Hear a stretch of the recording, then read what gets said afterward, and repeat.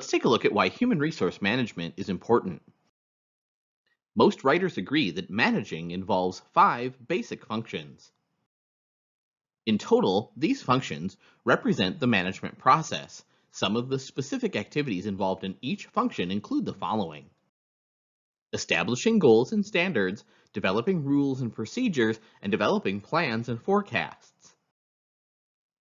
Giving each subordinate a specific task, establishing departments, delegating authority to subordinates, establishing channels of authority and communication, and coordinating the work of subordinates.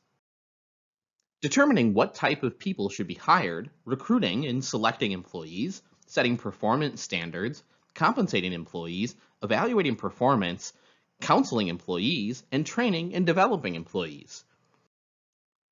Getting others to get the job done, maintaining morale, and motivating subordinates. Getting standards such as sales quota, quality standards, or production levels, checking to see how actual performance compares with these standards, and taking corrective action as needed. Human resource management is the process of acquiring, training, appraising, and compensating employees.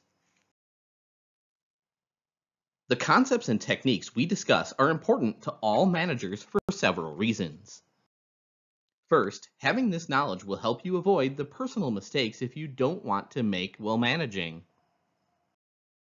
More important, it can help ensure that you get results. Remember that you could do everything else right as a manager but still fail, for instance, by hiring the wrong people or by not motivating subordinates. Small firms often don't have enough employees for full-time human resource managers.